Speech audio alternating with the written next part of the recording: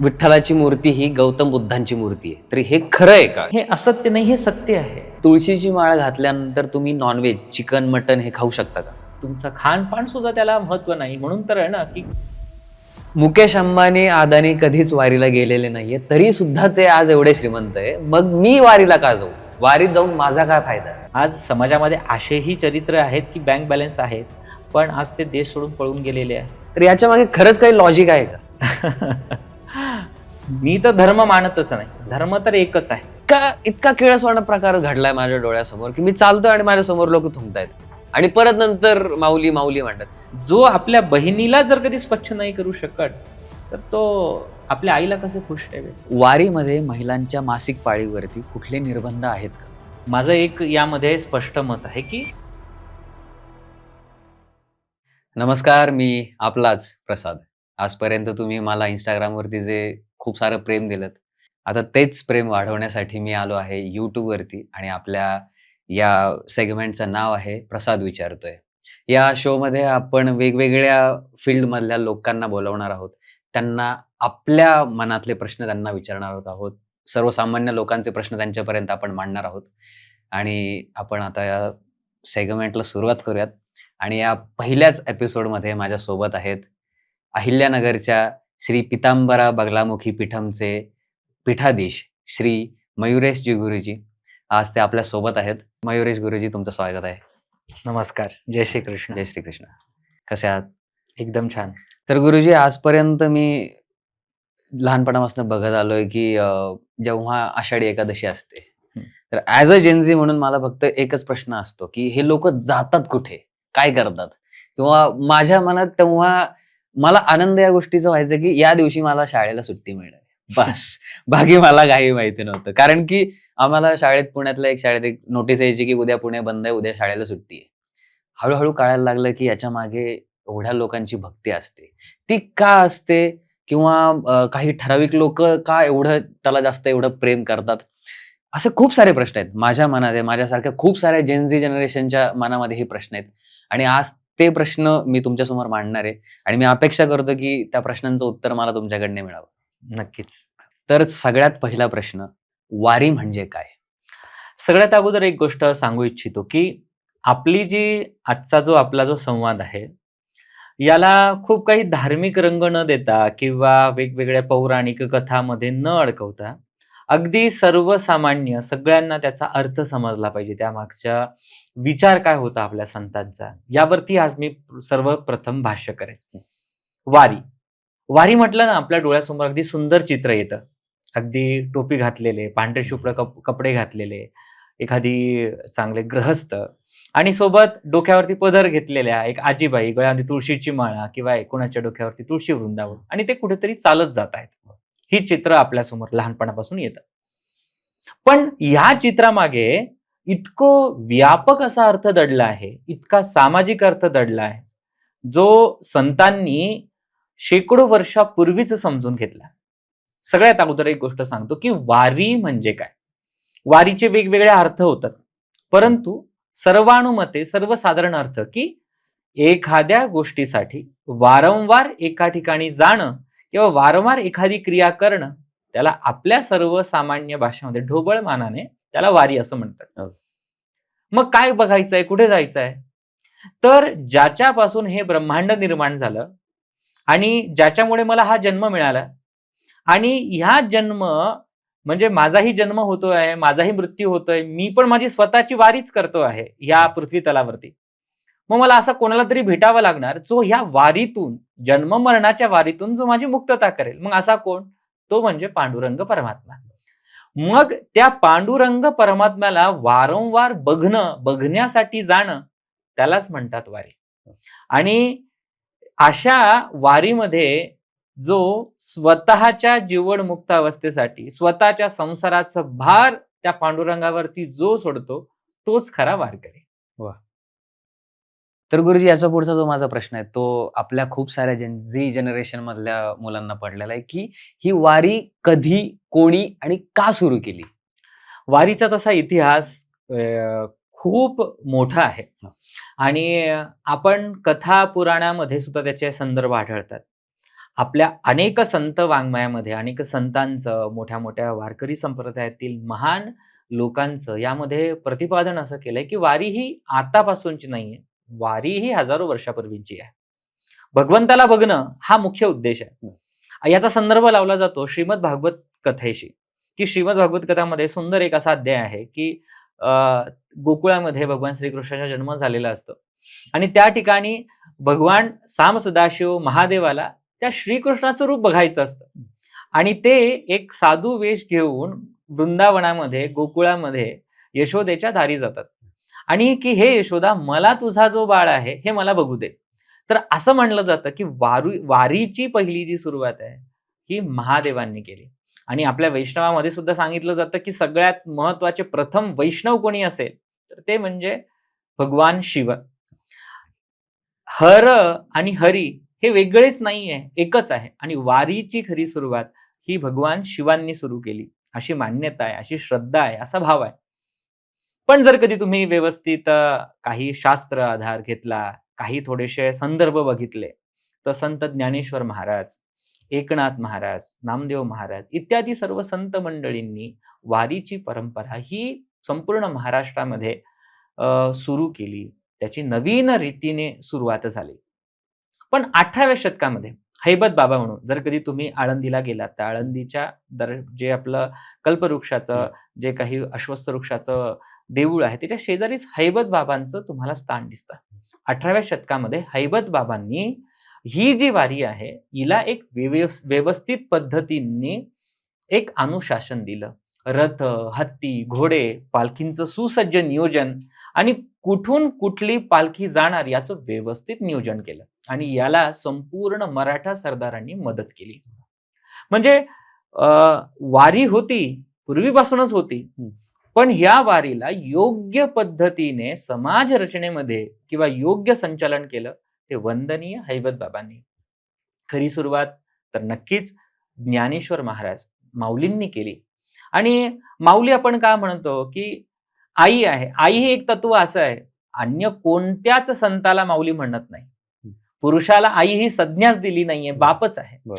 पण एकमेव ज्ञानेश्वर महाराज, विश्वगुरु, जगद्गुरु ज्ञानेश्वर माऊली यांना माऊली म्हणून संबोधलं जातं. का? कारण की एकमेव आईलाच माहिती असतं की मुलाला काय गरजेचं आहे. आणि संत श्रेष्ठांमध्ये ज्ञानेश्वर महाराजांनी, माऊलींनी ह्या समाजाला नाम दिलं आणि पांडुरंग परमात्मा पुन्हा दिला, म्हणून त्यांना आपण माऊली म्हणतो. म्हणून ह्या वारीची सुरुवात संत ज्ञानेश्वर महाराजांपासून ते आज अगत असलेल्या संपूर्ण वेगवेगळे फड संप्रदाय आजपर्यंत सुरू आहे. तर गुरुजी, माझा असा प्रश्न होता की वारी ही सगळे पायी जातात तिकडे, तर याला पदयात्रा किंवा तीर्थयात्रा का नाही म्हणत, वारीच का म्हणतात? सुंदर अर्थ. बघा, वेगवेगळ्या आपल्या धर्मग्रंथामध्ये तीर्थयात्रा सांगितलेली आहे, पदयात्रा सांगितलेली आहे. पण एकमेव ह्या तीर्थयात्रेला वारीच म्हटलं जातं, पदयात्रा म्हणत नाही. का म्हणत नाही? कारण की पदयात्रा, तीर्थयात्रा ही एकदारच करायची आहे किंवा ठराविक वेळेपर्यंत करायची आहे. पण वारी ही एकदार नाही करायची आहे, वारी ही वारंवार करायची आहे. वारंवार करावं लागतंय म्हणून ती वारी आहे. आणि दुसरं म्हटलं की इतका छान अर्थ आपल्या धर्मग्रंथामध्ये भेटतो की वारी ही कशासाठी करायची असते किंवा वारकरी संप्रदाय. आज अनेक लोकांना वाटतं की डोक्यावरती टिळा लावणं, गळ्यामध्ये तुळशी माळा घालणं किंवा एक विशिष्ट पेहराव करणं म्हणजे वारकरी. वारकरी तेवढाच अर्थ नाहीये. वारकरी ही एक प्रकारची जीवन पद्धती आहे, जीवनशैली आहे. ज्याच्या हृदयामध्ये, ज्याच्या मुखामध्ये पांडुरंगाचं नाव आहे, ज्याचं शरीर आपलं ह्या परमेश्वराच्या कार्यासाठी, भगवंतासाठी कार्य करतं, तो खरा वारकरी. आणि वर्षाचे 365 दिवस संसारामध्ये आपण वेळ घालवतो, कामात नाम तो करत असतो, पण वर्षातले काही दिवस, जसं आपण म्हणतो ना की अभंगामध्ये सुद्धा आहे की जशी एखादी सासूरवाशीण आपल्या माहेरात जाते, आईला भेटते, तसं संतांनी तो भाव ठेवला की वर्षभर संसारात प्रपंच करा, पण शेवटी आपली जी खरी आहे त्या आईला वर्षातून एकदा तरी भेटा. मग आईला भेटणं हे यात्रा कशी होईल? आईला भेटणं ही पदयात्रा कशी होईल? ते तीर्थ कसं होईल? जी स्वयंच एक तीर्थ रूप आहे, त्याला तुम्ही तीर्थयात्रा कसं म्हणणार? म्हणून वारी जन्म मरणाच्या वारंवार फेऱ्यामध्ये चुकवण्यासाठी त्या पंढरपुरामध्ये असलेल्या आईला साकडं घालणं, त्या पंढरपूरच्या आईला वारंवार दर्शन घेणं, तेच म्हणजे खरी वारी. तर गुरुजी, ऍज अ जेनझी म्हणून माझं वारकऱ्यांना एक असं म्हणणं असतं की एवढं पायपीट करून चालण्याची गरज काय? म्हणजे हेच दर्शन आपण डायरेक्ट व्हीआयपी लाईन मधून घेऊ शकतो. डायरेक्ट व्हीआयपी मधून आपण विठ्ठलाला डायरेक्ट बघू शकतो ना, किंवा कार मधून जाऊ शकतो, प्लेन मधून जाऊ शकतो. चालण्याचाच हट्ट काय? यामध्ये मला असं वाटतं की थोडंसं चिंतन प्रत्येक व्यक्तींनी केलं पाहिजे. जरी उद्देश परमेश्वराला भेटणं आहे, हे जरी आपलं टार्गेट असलं, पण त्याच्या अगोदरची प्रिपरेशन खूप जास्त महत्वाची आहे. जसं की आपण एखाद्या घरामध्ये जातो किंवा आपण एखाद्या हॉटेलमध्ये जातो आणि त्याला सांगतो की मला खूप भूक लागली, लवकर आपण काहीतरी ऑर्डर करतो, खाऊन घेतो, आपलं पोट भरतं. पण जर कधी तुम्ही सातासमुद्र पार असाल, हजारो किलोमीटर दूर असाल, बरेच वर्ष, 1 वर्ष तुम्ही तुमच्या घरापासून दूर असाल, पण त्यावेळेला ओढ लागते. त्यावेळी ते रेस्टॉरंटचं जेवण आपल्याला आवडत नाही. असं वाटतं की केव्हा मी घरी पोहोचेल आणि माझ्या माझ्या आईच्या हातचं ते काय पिठलं भाकर किंवा ती चटणी भाकर जरी दिली, तरी त्यामध्ये माझी संतुष्टी आहे. जे आपण घरी खाणार आहोत, ते तुम्हाला रेस्टॉरंटमध्ये पण भेटणार आहे आणि अगदी सहज भेटणार आहे.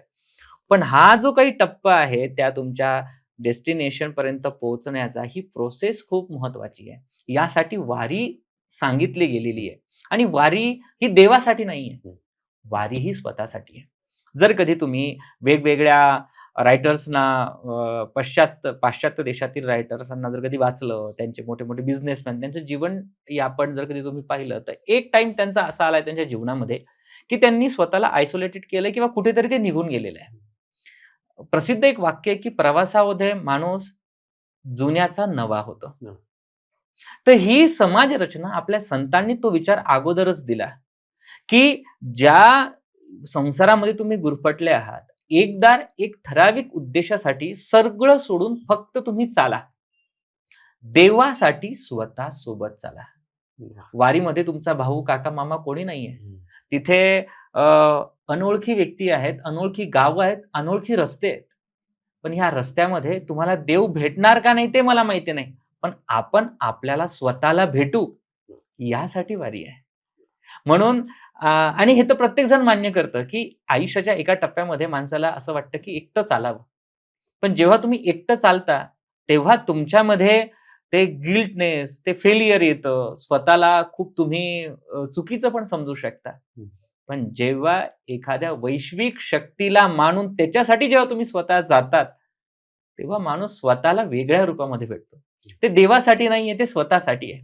की तेवढे 30 दिवस, तेवढे 20 दिवस तो माणूस असेल त्या परिस्थितीमध्ये जगतो, तिथे थांबतो, जिथे पटेल तिथे जे भेटेल ते ग्रहण करतो आणि चालत राहतो. आणि आयुष्यही असंच आहे. जे भेटेल, जे येईल ते सहन करायचं आणि विशिष्ट ध्येयासाठी चालत राहायचं. हा विचार त्याच्या बुद्धीमध्ये गाडीमध्ये बसून किंवा एरोप्लेन मध्ये बसून किंवा व्हीआयपी दर्शन घेऊन हा विचार त्याला समजणार नाही. हा विचार केव्हा समजेल? जेव्हा तो चालत जाईल तेव्हा.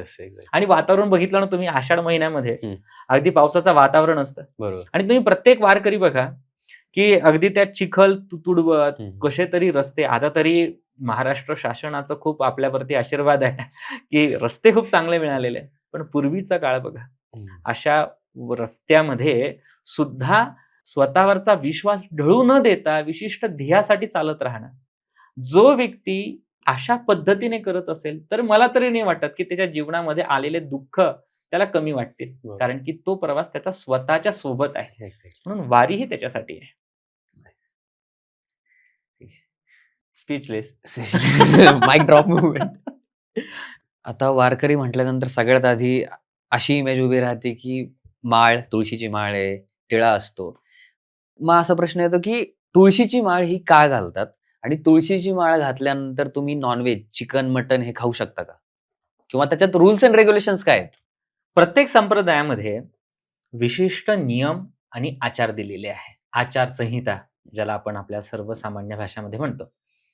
वारकरी हा मुख्य संप्रदाय, स्मार्त संप्रदाय जरी असेल, प्रत्येकाला मानतो. असं नाहीये की की पांडुरंगाला मानणारा व्यक्ती हा विठोबालाच मानणार किंवा महादेवाला मानणार नाही, काय जगदंबेला मानणार नाही, असं काही नाहीये. आपल्या संतांनी भारुडं पण लिहिले, गवळणी पण लिहिल्यात, जोगवा पण लिहिला आणि भगवान शिवांची पण स्तुती केली. त्यामुळे वैष्णव संप्रदाय मुख्य वारकऱ्यांचा आहे. तर वारकरीमध्ये सगळ्यात महत्वाचं मानलं जातं ते म्हणजे फक्त आणि फक्त विशेष ते आहे तुळशी माळेचं. यामागे मुख्य उद्देश समजून घ्या. तुळशीची माळ ही काही दागिना म्हणून धारण केलेले नाहीये किंवा शो साठी धारण केलेली नाहीये. तुळशी ही समर्पणाचं प्रतीक आहे. देवाला जर कधी नैवेद्य दाखवायचं असेल तर त्यावरती तुळशी पत्र ठेवतात आणि ते देवाला अर्पण केलं अशी धारणा केली जाते. ओम प्राणाय स्वाहा अपानाय स्वाहा इत्यादी गुरुजी म्हणून देवाला नैवेद्य दाखवतात. पण नैवेद्य दाखवताना त्यावरती काय करतात की तुळशीचं पत्र ठेवतात. तुळशीचं पत्र ठेवलं म्हणजे ते कृष्णाला अर्पण झालं, त्या परमात्म्याला अर्पण झालं.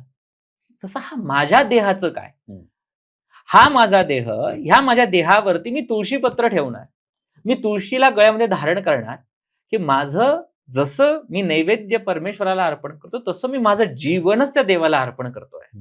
म्हणून गळ्यामध्ये ती तुळशीची माळ घालायची आणि ती माळ तुम्हाला समर्पण शिकवणार. काय समर्पण शिकवणार? तुळशी माळेचं सगळ्यात महत्वाची आचारसंहिता काय? तुम्हाला सगळ्यात अगोदर नक्कीच नॉनव्हेज ड्रिंकिंग, चुकीचे खानपान तुम्हाला थांबवायचं आहे. हे का थांबवायचं आहे? देवासाठी का? नाही, त्याला काही त्याचा फरकच नाही पडणार आहे. पण हे वैष्णव जन तो ते ने कही एजी पीड पराई जाणे जे, महात्मा गांधींनी पण त्यावरती उल्लेख केलेला आहे. वैष्णव हा दुसऱ्यांची पीडा जाणतो, त्याला वैष्णव म्हटलंय. मग तो दुसऱ्याला पीडा देऊन ते अन्न कसं काय ग्रहण करणार? म्हणून त्याला भक्ष अभक्ष्याचं नियम दिलेला आहे. दारू का नाही पिऊ शकत? माणसाची मती आणि बुद्धी फिरली की तो उलट कार्य करण्यास प्रवृत्त होतो. मग मी जर कधी चुकीचा पदार्थ ग्रहण करेल तर माझ्या बुद्धीवरचा ताबा निघेल. म्हणून त्यासाठी हे पण बंधन. पण त्यासोबत फक्त तुळशी माळ घालून मी नॉनव्हेज खात नाही किंवा मी हे सोडलं इतकंच अर्थ आपल्या संतांना अपेक्षित नाहीये. की माझं जीवन हे त्या पांडुरंगासाठी मी वाहिलेलं असेल. माझ्या आयुष्याची सुरुवात, माझ्या आयुष्याचा शेवट हा देवाच्या नामासोबत आणि देवाच्या कामासोबत होईल. देवाचं काम काय आहे? की प्रत्येकावरती परोपकार करणं, सद्गुणांची वृद्धी करणं, समाजामध्ये जे घडेल, जे चांगलं आहे याच्यासाठी कार्य करणं, खोटं बोलू नये, निंदा करू नये इत्यादी गोष्टींचे नियम, आचारसंहिता याला दिलेली आहे. वारकरी संप्रदायामध्ये तुळशी माळेला इतकं महत्व आहे. तो दागिना नाहीये, ती शान आहे आणि समर्पणाची निशाणी आहे. पण आजकाल मला असं कुठेतरी वाटतं की तो दागिना होत चाललाय. अगदीच. स्टायलिस्ट म्हणून बघतो त्याच्याकडे, स्टाईल म्हणून घालतायत फक्त किंवा डीपीज लावतायत, फोटोज काढतायत. पण याच्यावरती तुमचं काय म्हणणं आहे?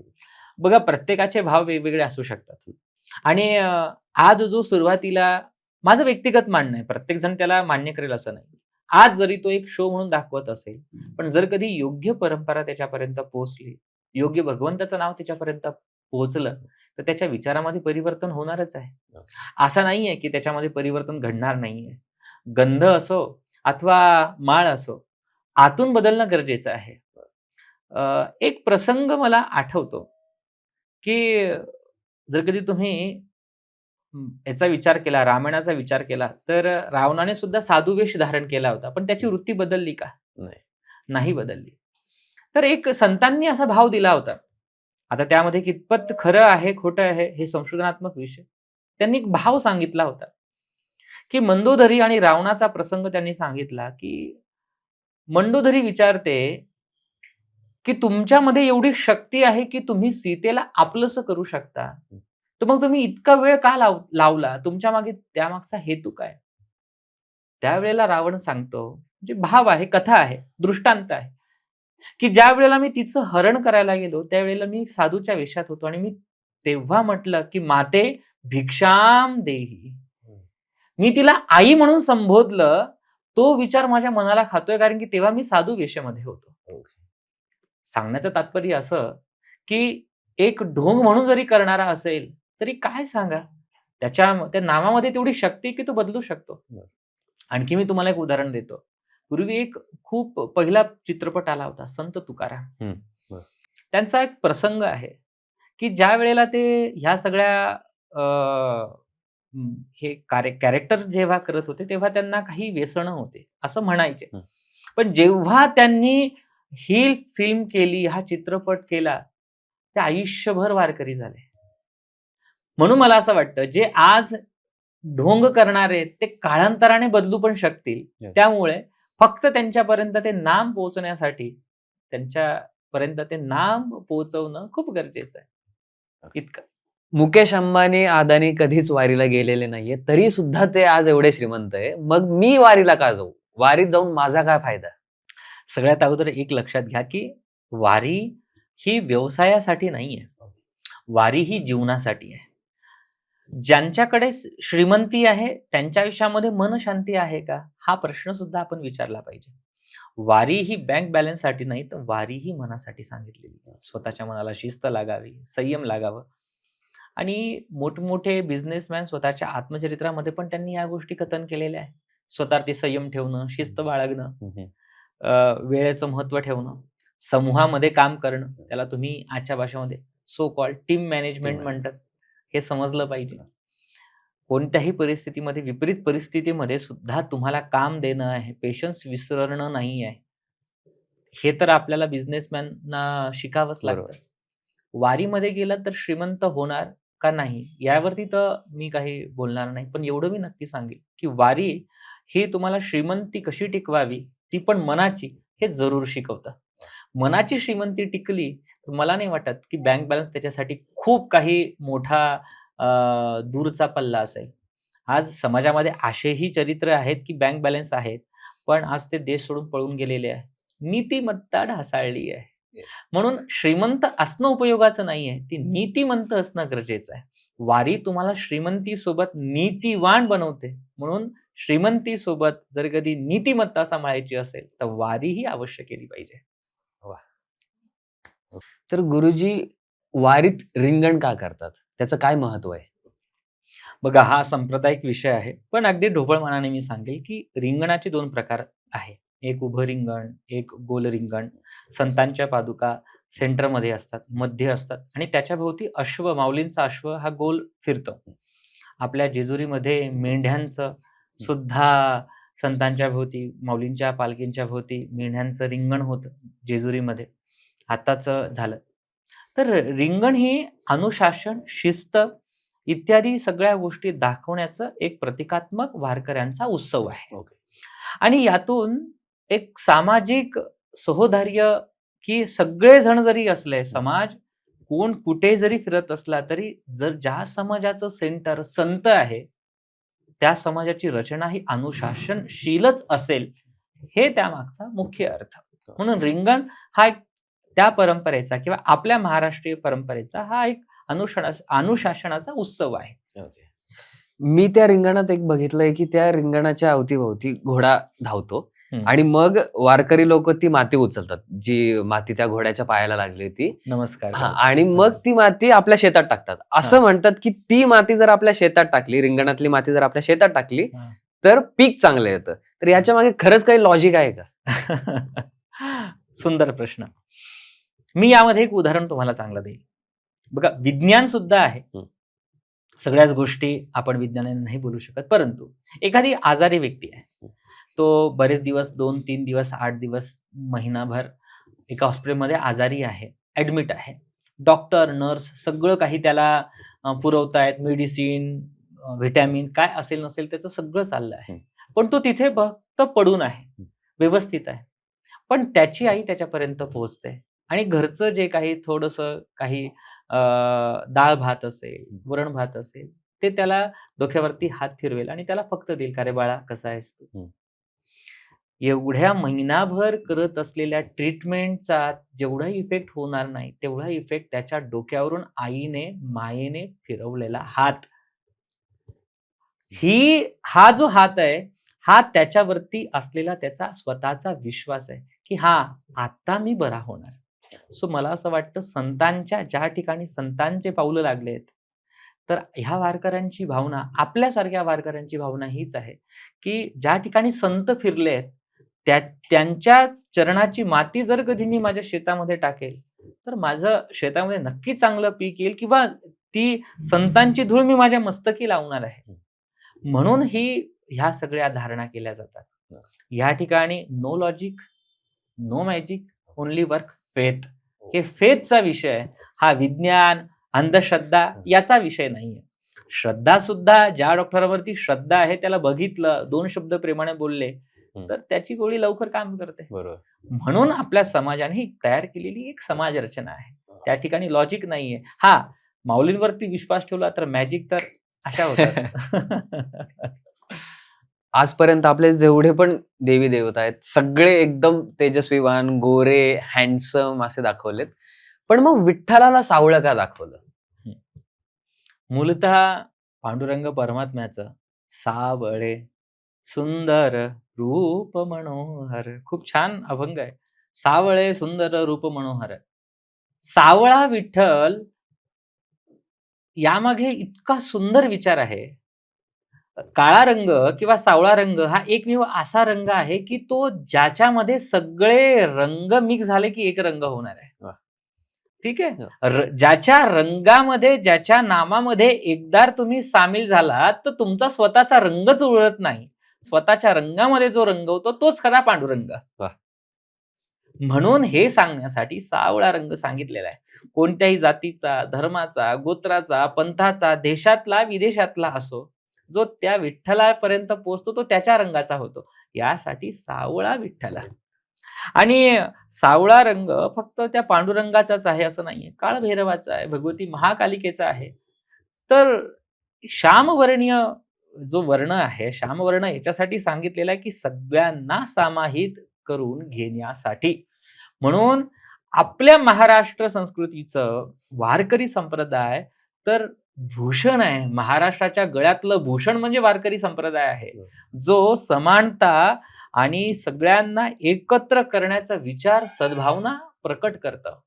म्हणून सावळा विठ्ठल हा सावळा जरी असला तरी तो सगळ्यांना आपल्यामध्ये समाहित करणारा आहे. तो खरा आपलाच विठ्ठल तोच आहे. खरा आपलाच विठ्ठल.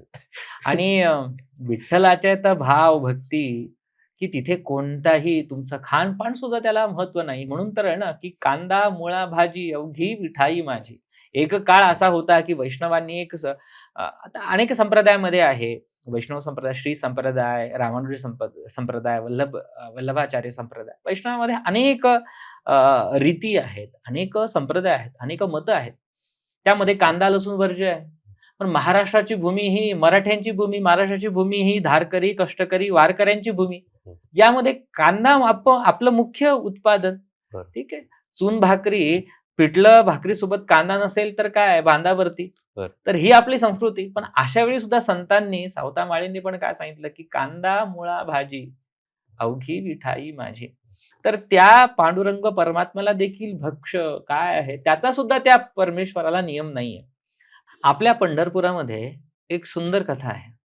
ताकपीठ विठ्ठल मंदिर आहे तिथे. म्हणजे पैठणच्या रमाबाई ह्या खूप मोठ्या संत होत्या. ते रोज पांडुरंगाला ताक आणि पीठाचा नैवेद्य घेऊन जायचे. पण काळ असा आला की त्यांना मंदिरामध्ये जाणं शक्य झालं नाही किंवा त्यांच्या प्रकृतीमुळे किंबहुना तिथल्या काही अनुशासनामुळे. आणि त्या ज्या संत होत्या त्यांच्या मनाला ते लागलं की मला त्या पांडुरंगाला जेवू घालता येत नाही, तो कसा जेवणार. तर त्या ज्या संत होत्या त्यांनी मनामध्येच त्याचं दुःख त्यांना झालं. 3 दिवस आजारी होत्या, 4 दिवस आजारी होत्या की माझा पांडुरंग भुकेला आपल्या झोपडीमध्ये थांबला.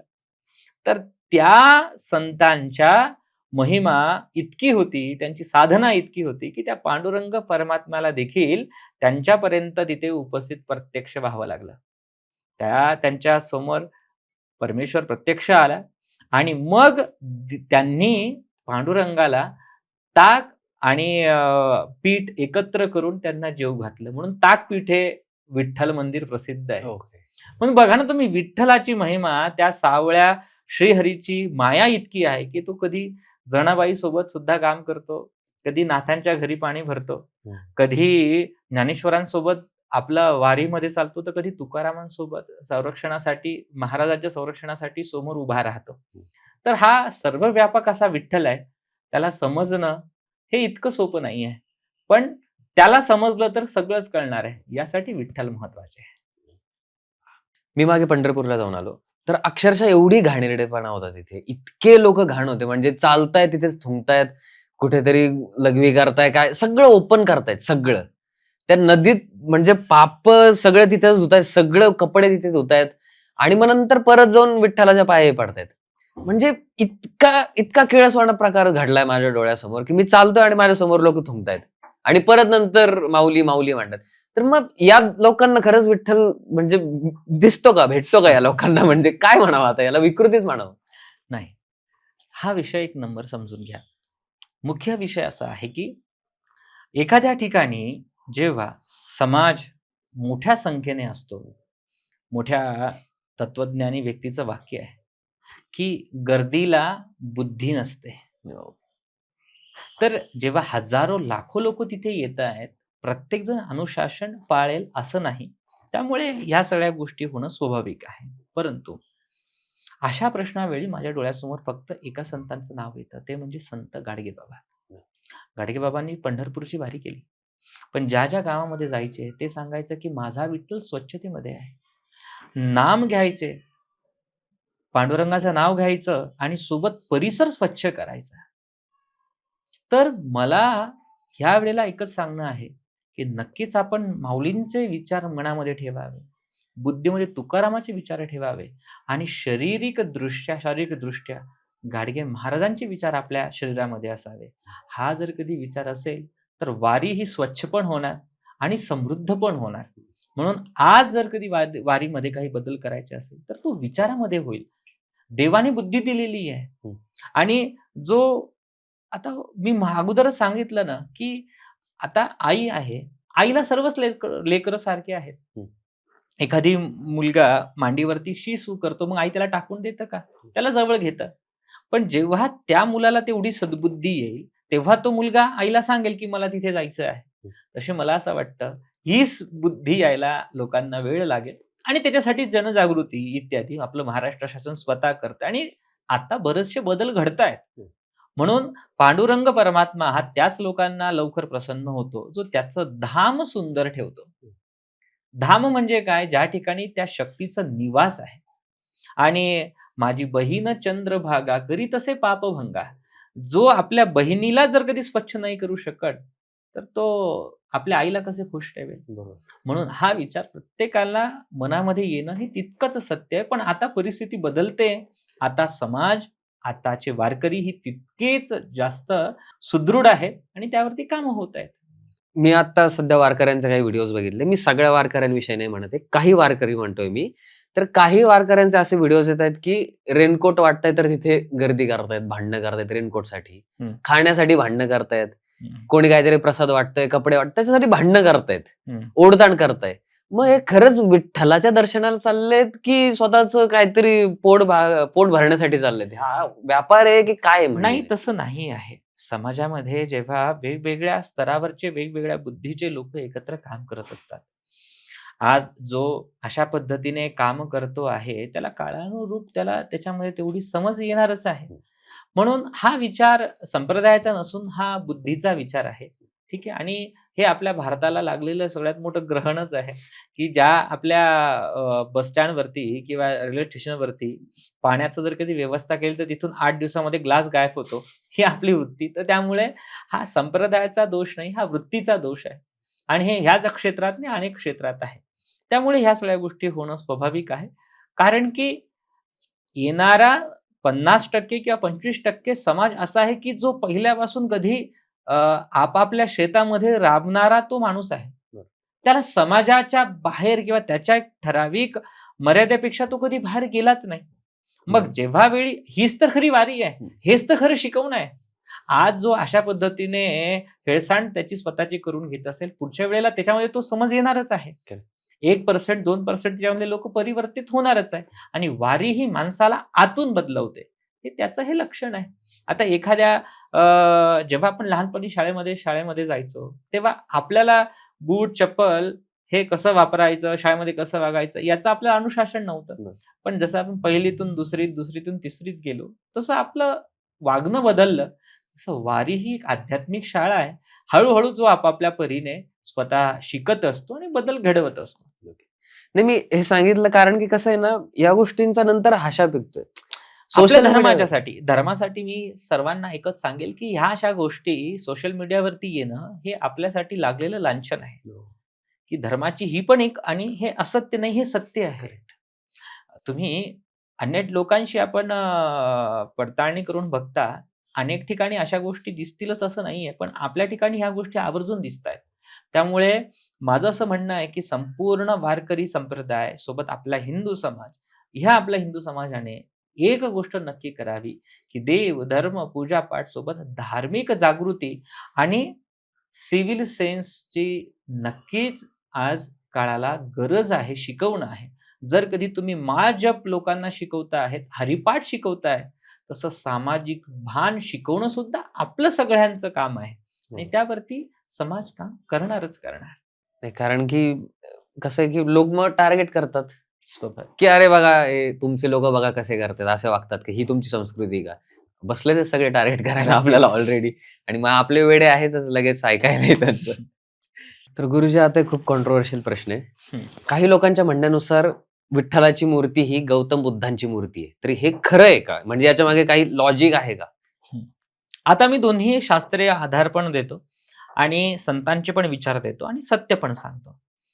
सगळ्यात अगोदर एक गोष्ट लक्षात घ्या, की आपला वारकरी संप्रदाय हा सगळ्यांना एकत्र मांडतो, कोणाचाही भेद करणार नाही, की त्या बुद्ध स्वरूपाला सुद्धा किंवा त्या रूपाला सुद्धा विष्णुमयम जगत, सर्वम विष्णुमयम जगत ह्या रूपामध्ये चालणारा आपला वारकरी आहे.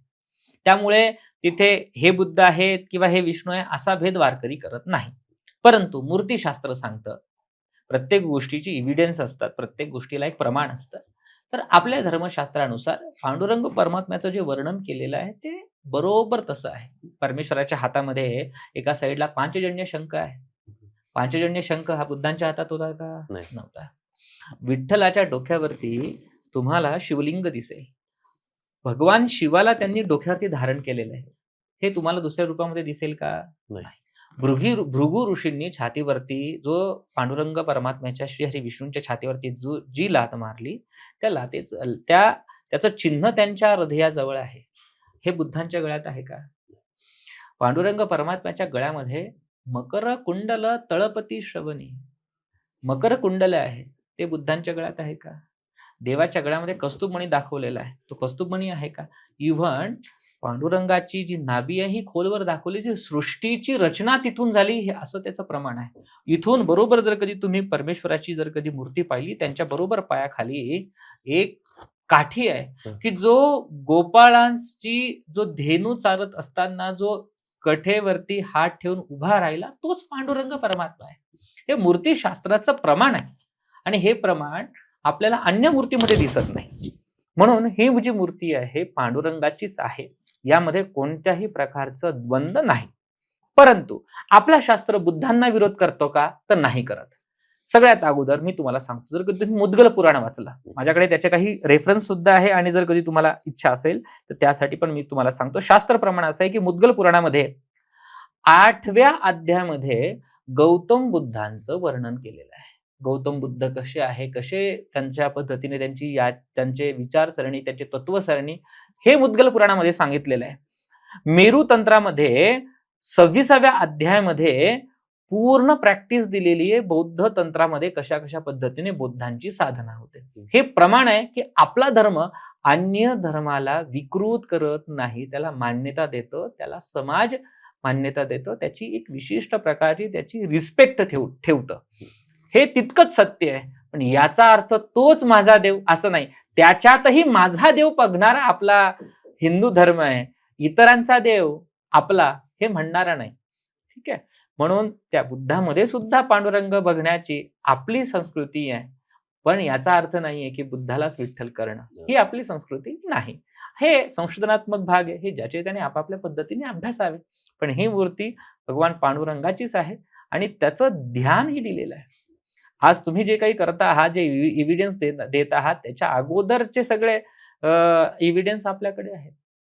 जर कधी तुम्ही आद्य जगद्गुरु शंकराचार्य, ज्यांचा काळ किती जुना होता, त्यांनी पांडुरंगाष्टक लिहिलंय. महायोग पीठे तटे भीमरथ्या वरम पुंडलिकाय धातू मुनींद्रे समागष्ट तिष्ठम तमानंद कंदम परब्रह्मलिंगम भजे पांडुरंगम. हे जर कधी हजारो वर्षापूर्वी येणाऱ्या जगद्गुरु शंकराचार्यांचं मत आहे, तर मग त्या ठिकाणी माझा पांडुरंगच आहे, त्या ठिकाणी अन्य देवता नाही, हे स्पष्ट होतं.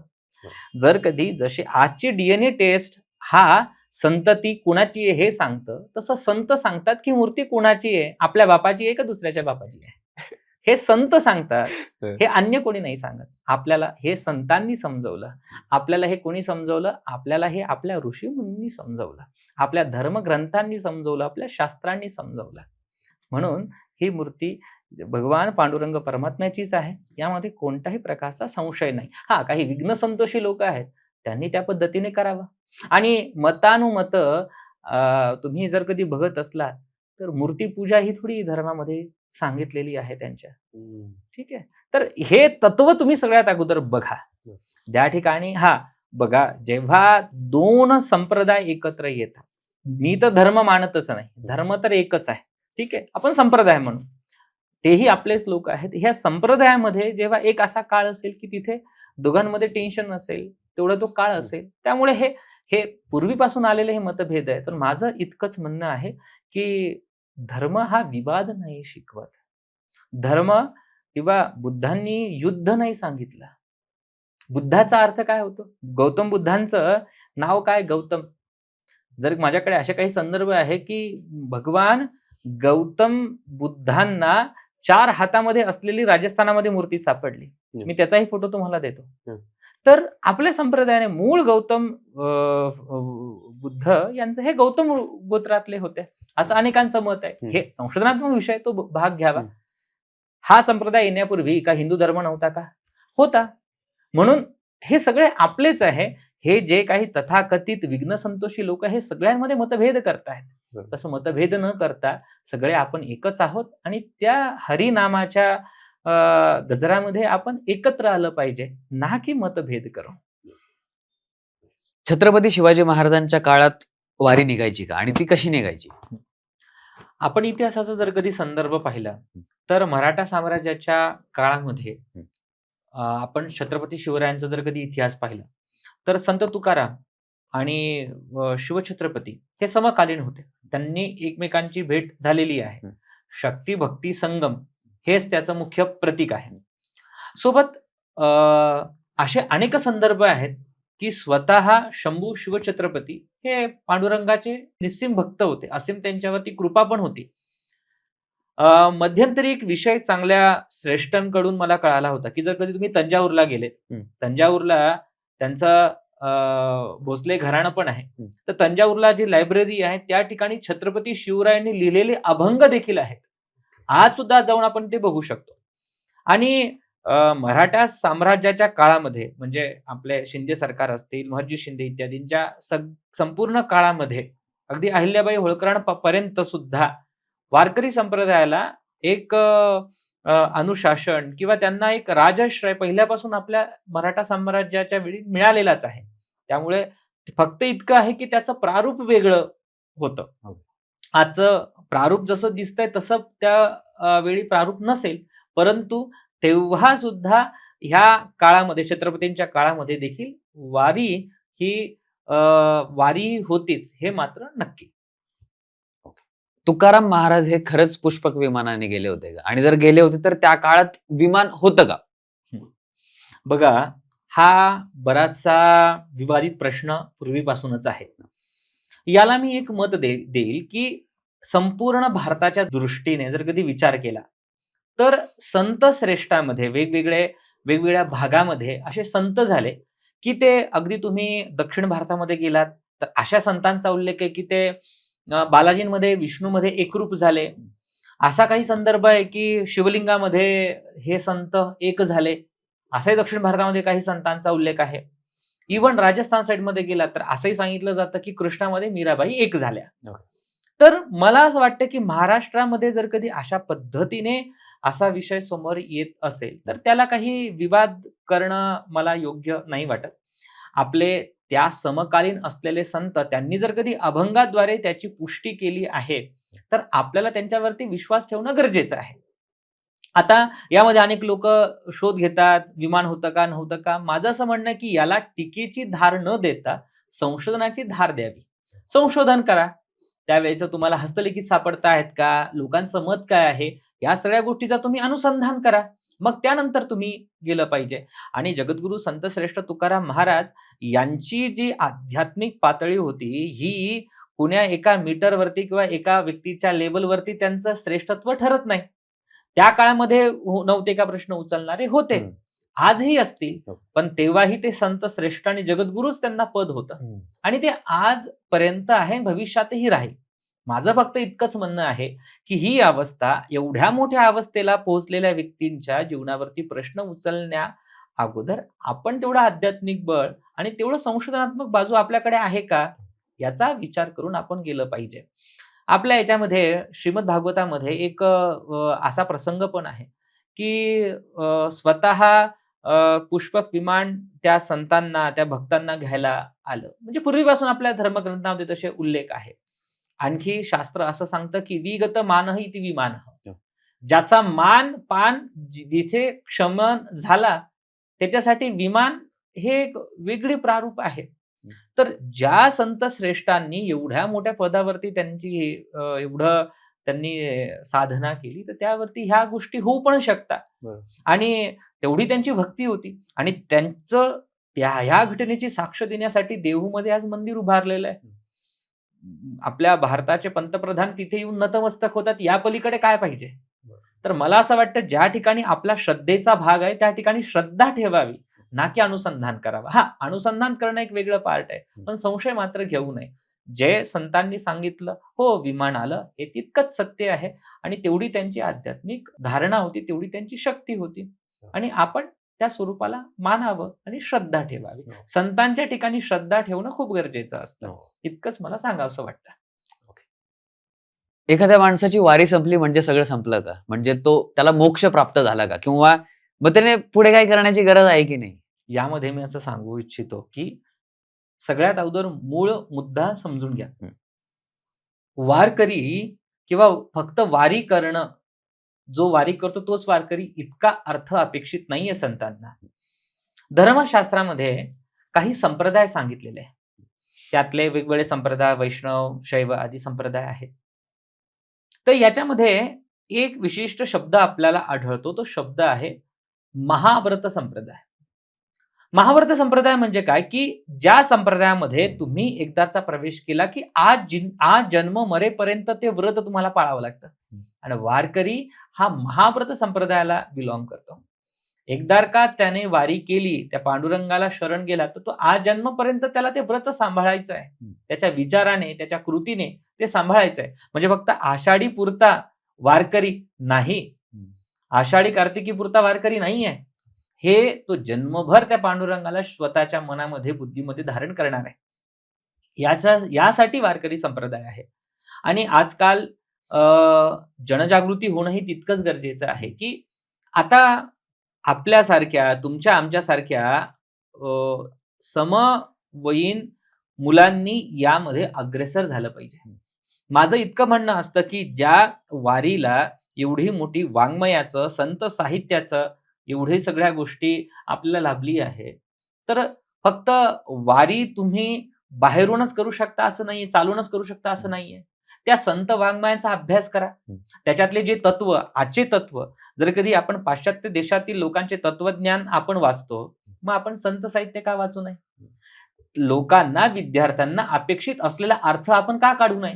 आणि तो अर्थ काढून समाजापर्यंत का पोहोचवू नये? आज प्रत्येक जण नास्तिक असेल, झेनजी असं नाहीये. त्याच्यामध्ये पण फक्त प्रश्न आहेत, त्याचे योग्य उत्तर त्याला मिळाले तर तो त्या गोष्टी बरोबर धारण करतो. तर जर कधी तुम्ही वारकरी होऊ इच्छिता, तर मला असं वाटतं, जे तत्व तुम्हाला समजलं ते तत्व लोकांना समजावून सांगा. ही सुद्धा एक शब्दाची वारी होऊ शकते, ज्ञानाची वारी होऊ शकते. आणि तोच खरा वारकरी. आज वारकरींसोबत वैष्णव संप्रदाय आज फक्त आषाढी आणि कार्तिकीचा उपवास करणं इतकंच पुरताच आपली भक्ती मर्यादित राहिलेली आहे. तुम्ही कर्नाटक, दक्षिण भारतात गेलात किंवा केरळमध्ये गेलात, तर वैष्णव संप्रदाय बघा. सकाळची सुरुवात तुम्हाला बरोबर मंत्रापासून सुरू होईल. उत्तिष्ठ उत्तिष्ठ गोविंद उत्तिष्ठ गरुडध्वज, आणि आपली सुरुवात व्हॉट्सअप पासून होते. तर मला असं वाटतं की आज कुठेतरी ह्या टप्प्यावरती आपण येऊन पोहोचलोय की आपल्याला आपलं दिनचर्या थोडीशी बदलली गेली बरोबर, पाहिजे. बरोबर. आज आपल्याला सॅमसंगचे वेगवेगळे प्रकार माहिती आहे, आयफोनचे प्रकार माहिती आहेत, वेगवेगळ्या ब्लूटूथ, वेगवेगळे कॅमेरे, लॅपटॉप, कोणती सिरीज चालू आहे, कोणती आता येणार आहे, कोणतं जनरेशन आहे, हे सगळं आपल्याला माहिती असतं. पण त्यासोबत विष्णूचे अवतार किती, आणि त्या विष्णूची पूजा होणारे शालिग्राम काय आहे, शालिग्रामाचे प्रकार काय आहे, हे आपल्याला माहितीच नसतं. त्याची माहिती घेणं खूप गरजेचं आहे. तुम्ही त्याचं रिसर्च करा. जो काही शालिग्राम हे मुख्य भगवान पांडुरंग परमात्मा श्री हरी विष्णूंचं प्रतीक आहे. आज जेव्हा तुम्ही हे फक्त कर्मकांड आहे अशा पद्धतीने आपण टीका करून सोडून देतो आहोत, तर शालिग्रामामध्ये अशी काय प्रॉपर्टी आहे की त्याला एवढं महत्व मिळालं, त्याचं संशोधन करा. तुळशीला जसं आज मेडिकली त्याला प्रूव्ह केलं जातं, मेडिकली त्याच्यामध्ये गुणधर्म आहे, तसे त्या गंडकी नदीमध्ये मिळणाऱ्या त्या दगडाचे, त्या शिलेचे, त्या परमेश्वराच्या स्वरूपाचं काही तर गुण असेल, ते तुम्ही विज्ञानाच्या दृष्टिकोनातून तपासून बघा, पडताळून बघा, मग पुढे जा. ही सुद्धा एक वारी होऊ शकते ना. बरोबर.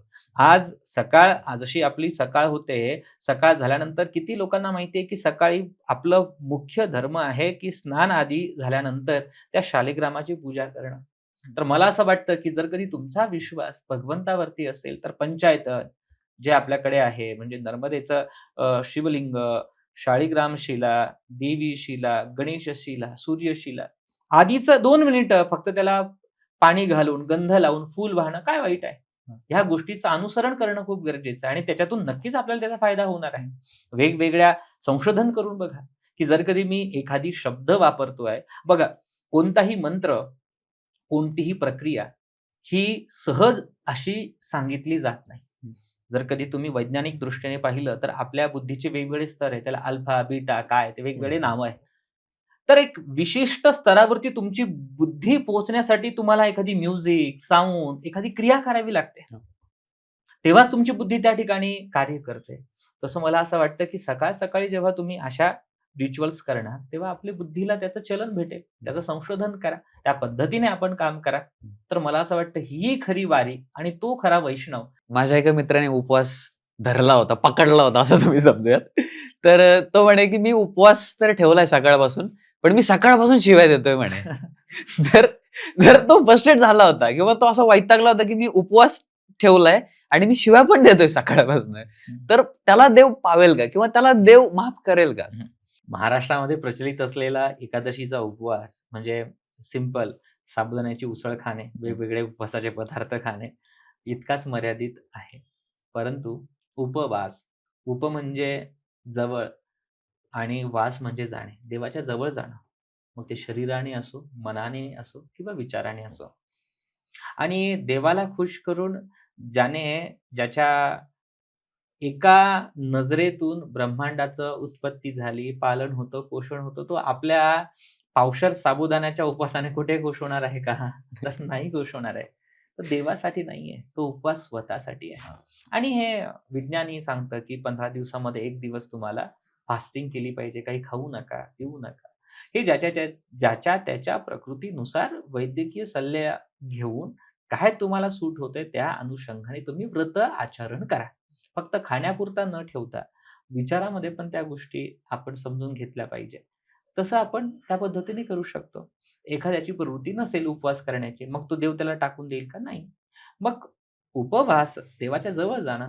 मग देवाच्या जवळ जाऊन काय होणार? देवाचे विचार. मग असा 1 दिवस तरी ठेवा, की तुम्ही ते स्वतःला काही चांगलं पुस्तक वाचा, ज्याच्यातून तुम्हाला ज्ञान भेटणार आहे, की हां, एकादशीला मी माऊलींची एवढी ओवी वाचेल आणि तो माझ्या पद्धतीने अर्थ लावण्याचा प्रयास करेल, चिंतन करेल, मंथन करेल. असाही उपवास देवाला मान्य आहे ना. तर हे आपल्या प्रकृतीनुसार फक्त खाण्यापुरता उपवास मर्यादित न राहता विचाराने सुद्धा, आचाराने सुद्धा ह्या गोष्टी असणं गरजेचं आहे. आणि मी अजून यापुढे सांगतो, की सकस आहार. डॉक्टर जे सांगतात त्या गोष्टी सुद्धा मान्य गरजेचं आहे. आपली प्रकृती आज दिवसेंदिवस खालावत चालली. आज जिथे-तिथे भेसळयुक्त पदार्थ भेटत आहेत.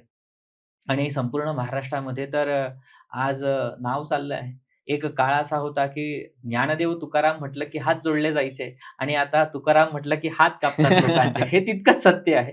पण हे सुद्धा गरजेचं आहे. आज अशासारख्या एवढ्या मोठ्या पदावरच्या प्रत्येक अधिकाऱ्याने ही बाजू जर कधी योग्य पद्धतीने सांभाळली, तर मला असं वाटतं की महाराष्ट्राला सुजलाम सुफलाम होण्यासाठी काही दिवस लागणार नाहीये. हे नक्कीच तितकं श्रेष्ठ आहे. सगळ्यात मोठा उपवास, ज्याला जे काम दिलं आहे, त्याने ते काम व्यवस्थितरित्या, व्यवस्थित पद्धतीने सांभाळणं, हेच आपल्यासाठी खरा धर्म ठरेल. आणि शासकीय बाबतीत असो, आय-टी क्षेत्रात असो, प्रत्येकाने त्या गोष्टी केल्या पाहिजे. जे ज्ञान किंवा जे पद सांभाळण्यासाठी तुम्हाला 20 वर्ष, 12 वर्ष संघर्ष करावा लागला आणि त्या पदावरती तुम्ही त्या पदाची गरिमाच ठेवत नाहीये. आज जर कधी माझ्या प्रत्येक यू-पी-एस-सी, एम-पी-एस-सीच्या विद्यार्थ्यांना मी एकच सांगू शकेल, की अशा चांगल्या अधिकारांचं जर कधी तुम्ही उद्दिष्ट डोळ्यासमोर ठेवून थोडं जरी आचरण तुम्ही करू शकलात, तर मला असं वाटतं, की हे खरं ज्ञानाचं सार्थक, प्रत्येकाला आपलं संघर्षाचं सार्थक ठरेल. म्हणून अशा पद्धतीचे बदल समाज नक्की मान्य करतो आणि आपलं नक्कीच त्याच्यामध्ये कल्याणच होतं. वारीमध्ये महिलांच्या मासिक पाळीवरती कुठले निर्बंध आहेत का? ज्वलंत आणि उत्तम प्रश्न. आणि हे सांगण्यासाठी एक धर्मशास्त्रीय दृष्ट्या बघून सुद्धा मी आज उत्तर देणार आहे. मला अभिमान आहे आपल्या महाराष्ट्राच्या परंपरेचा, संस्कृतीचा. आपल्या ह्या वारीच्या परंपरेमध्ये महिलांना ज्या काही मासिक धर्म येतात, त्याला विटाळ मानलंच जात नाही वारीमध्ये. ओके. कारण की प्रवास आहे, पाऊस आहे, कधी काय होईल, स्पर्श, अस्पर्श, शुद्धी, अशुद्धी इत्यादी काहीच मानलं जात नाही. कारण की इथे प्रत्येक जण माऊली म्हणून एकमेकांच्या पाया पडणार आहे. हं. हा विचार सगळ्यात अगोदर समानतेचा विचार जर कधी कोणी दिला असेल, तर तो आपल्या संत परंपरेने दिला. हा धर्माचा हा प्रश्न तर नंतर येईल. पण एक अशा अवस्थेतल्या स्त्रीला स्वीकारण्यासाठी सुद्धा संतांचं काळीज लागतं. वाह! आणि हे आपल्या संतांनी दिलं. जनाबाई जितकं श्रेष्ठ आपले माऊलींना म्हणणार, जेवढ्या संत परंपरेला म्हणणार, तितकीच श्रेष्ठ स्त्री संतांनाही तेवढंच महत्व दिलंय. जनाबाई असतील, मुक्ताबाई असतील. मग विचार करा, सगळ्यात अगोदर स्त्री समानतेचा निर्णय. बरेच लोक आपल्या धर्मावरती आक्षेप लावतात, की नाही यांच्या ह्याच्यामध्ये स्त्रियांना हे केलं नाहीये, ते केलं नाही. मी अभिमानाने सांगतो, की जितकी आपली वारकरी संप्रदाय, जितका आपला हिंदू धर्म समानतेने बघतो, तितका अन्य धर्म बघत नाही. हं. ज्या अधिकाराने पुढे पालखीमध्ये एखादी वारकरी जात असेल, तितकाच त्याची सोबतची कारभारी बरोबर आपला पदर खेचून डोक्यावरचा पदर न ढळू देता पावसामध्ये त्याच्या पुढे फिरणारी त्याची कारभारी नसते. हा विचार वारीने दिला. हा विचार समानतेचा आपल्या धर्माने दिला. त्यामुळे शरीर मर्यादाच्या पलीकडे सुद्धा सांभाळून घेणारा तो पांडुरंग आहे. वाह! हा विचार आपल्याला धर्म देतो. तो सगळ्यांपासून वेगळं नाही करत. सगळे वेगळे असून त्याला एक करणारी वारी आहे. वाह! तुकाराम महाराजांची पालखी ही अंगरशहा बाबांकडे येऊन थांबते किंवा तुकाराम महाराज आणि अंगरशहा बाबा यांची चांगली मैत्री होती. तर हे खरं आहे का? किंवा याच्या मागे खूप सारे लोक जरा धार्मिक रंग याला देत आहेत. तर याला आपण धार्मिक अंगाने बघायला हवं का? माझं एक यामध्ये स्पष्ट मत आहे, की बघा, वारकरी संप्रदाय हा प्रत्येकाला सामावून घेतो. धर्म, जात, गोत्र ह्या सगळ्यांच्या पलीकडे आपला संप्रदाय आहे. आणि विचार, तुकाराम महाराज तर संत आहेत ना, त्यांनी त्या प्रवर्गातील माणसाला सुद्धा एक केलं. स्वामी समर्थांच्या बाबतीत पण तशीच कथा आहे. वेगवेगळ्या संतांनी कधी की हा धर्माचा आहे म्हणून त्याला साईडला केलेलं नाहीये. ही धर्माची शिकवण आपली आहे, की त्या व्यक्तीला सुद्धा आपण एक केलं. पण इथे प्रश्न हा उपस्थित होतो, की जितक्या मोठ्या हृदयाने आपण त्यांना सामावून घेत आहोत, ते लोक आपल्याला सामावून घेणार आहेत का? हाही प्रश्न तितकाच गरजेचा आहे. सर्व धर्म समभाव हा वारीने शिकवलेला आहे, हे तितकंच सत्य आहे. परंतु त्यामध्ये एक सुद्धा आहे, की तिथे ज्या तथाकथित तुम्ही ज्या संतांचं नाव सांगितलं, मुस्लिम संतांचं नाव सांगितलं, तेही तितकेच निष्पाप योगी असतील ना. त्यांच्या मतासारखे त्यांचे अनुयायी आहेत का? ठीक आहे. महाराजांनी, संत श्रेष्ठ जगद्गुरु तुकाराम महाराजांनी त्यांच्यातल्या निष्पापतेला स्वीकारलं. संत हे निष्पाप लोकांना स्वीकारतात, पण त्याचा आड घेऊन कपटी करणाऱ्यांनी कशाला आपलं पोळी भाजली पाहिजे? तर धर्म हा निष्पापतेला केव्हाही स्वीकारतो, कपटीपणाला स्वीकारत नाही. म्हणून यामध्ये हा एवढा भेद आपण थोडासा मानला पाहिजे. आणि ही आपली महाराष्ट्राची संस्कृती आहे. आता तुम्ही अगदी मंदिरं पाहिले, तुम्ही जर कधी पूर्वीचे जर कधी तुम्ही पत्र पाहिले छत्रपतींचे, त्याच्यामध्ये पण उर्दू भाषेचा समावेश आहे, काही शब्दांचा समावेश आहे. आज मराठी इतकं विवाद चालले, पण जुनी मराठी जर पाहिली, उर्दूचे काही त्याच्यामध्ये शब्द येतात, काही आहे. म्हणजे आपला जो महाराष्ट्र धर्म आहे तो सगळ्यांना समाहित करून घेतो, म्हणून तो महान राष्ट्र, महाराष्ट्र असं त्याचं नाव आहे ना. तर माझं इतकं म्हणणं आहे की संस्कृती स्वीकारणं, चांगली गोष्ट स्वीकारणं हे कधीच चुकीचं नाही, चांगलं आहे, तो आपला अभिमान आहे.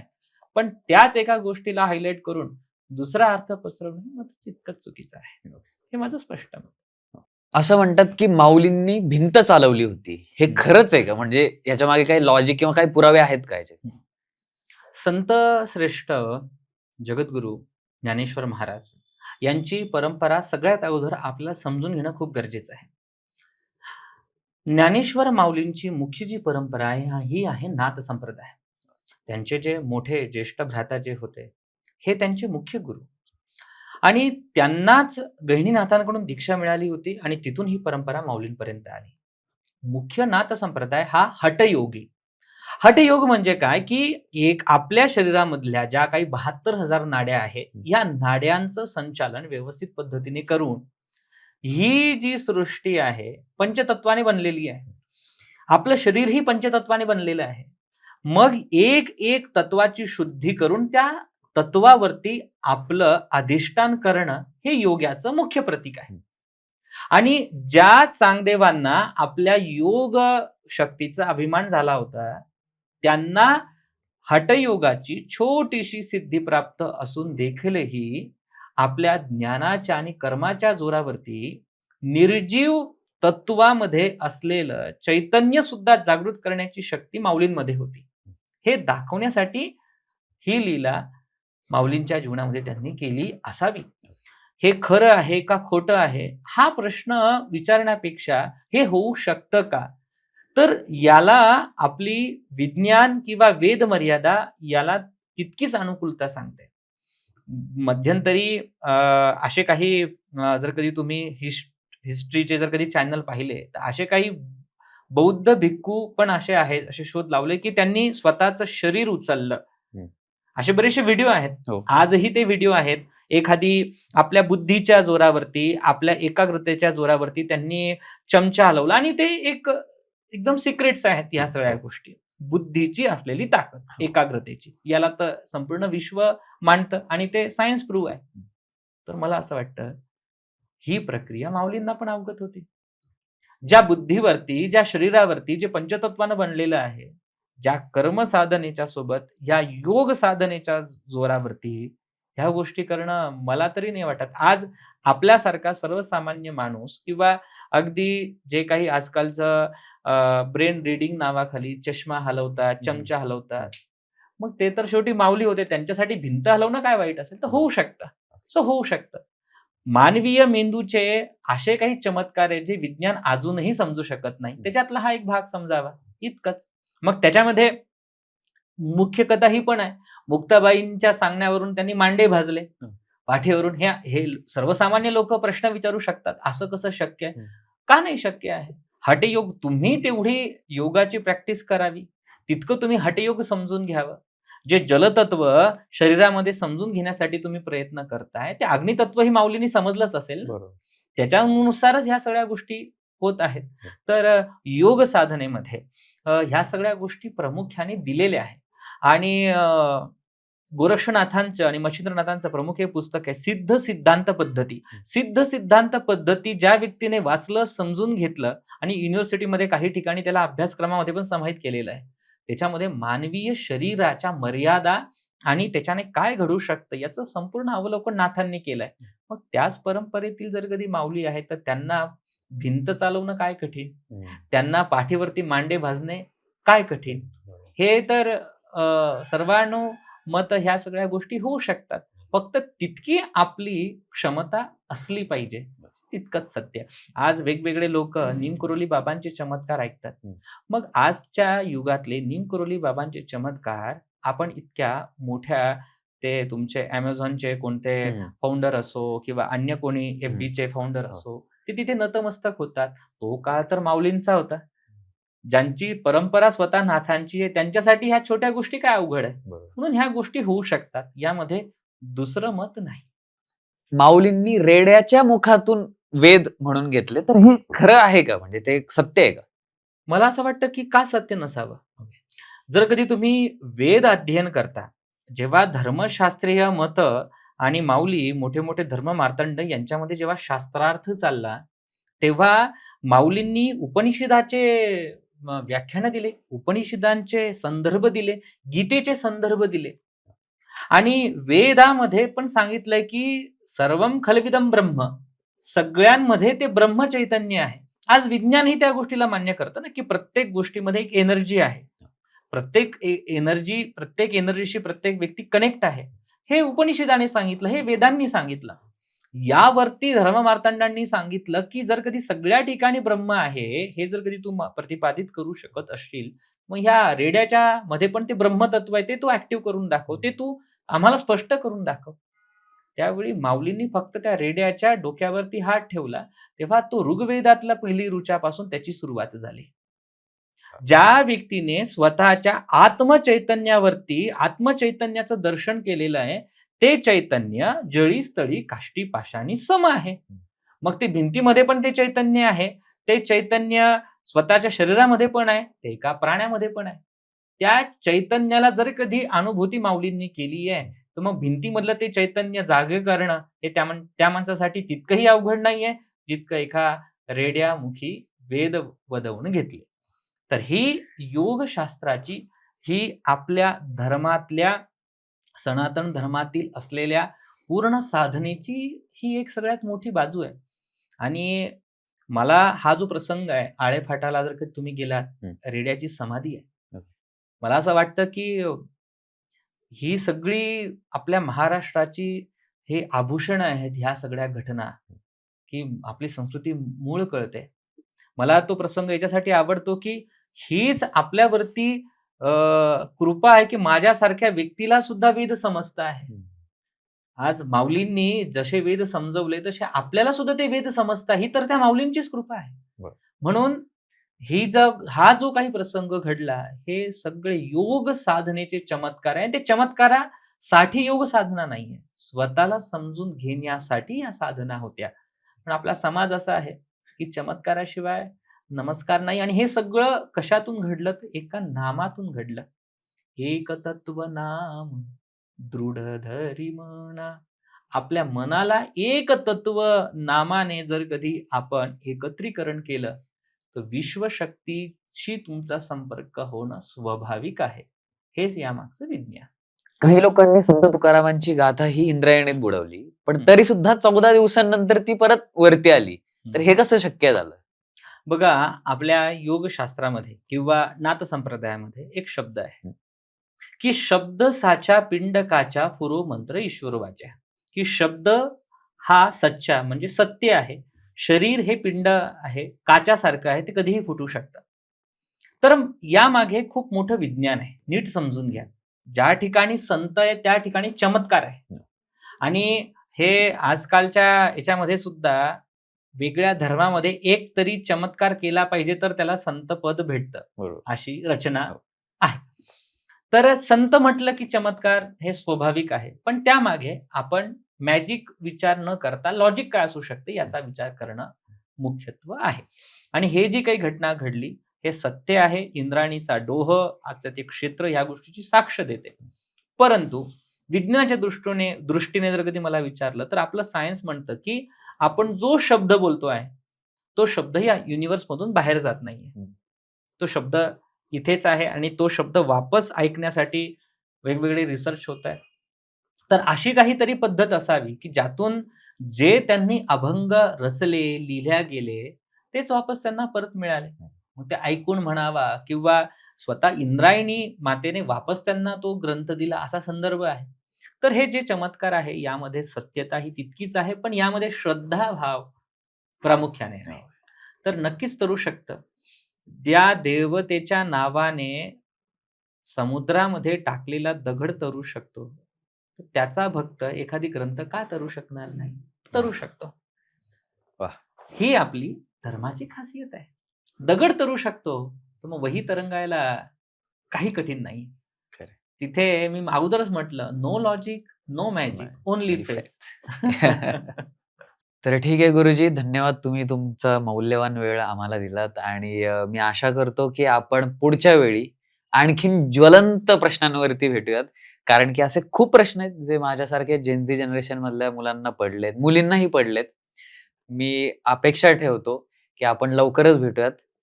तुम्ही शेवटपर्यंत ही पॉडकास्ट बघतायत, त्याबद्दल तुमचे खूप खूप आभार.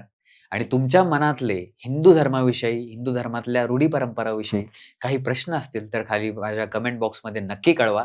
कारण की विचारतोय प्रसाद. आणि तुम्हाला हा पॉडकास्ट आवडला असेल, तर लाईक करा, सबस्क्राईब करा, शेअर करा तुमच्या त्या मित्रांना ज्यांना हिंदू धर्माविषयी खूप सारे प्रश्न असतात आणि आपलाच प्रसाद या Instagram पेजला फॉलो करा. आणि त्याचबरोबर मयुरेश गुरुजींच्या पीठमचा आणि त्यांच्या पर्सनल अकाउंटचा देखील लिंक आपण या डिस्क्रिप्शनमध्ये दिली आहे.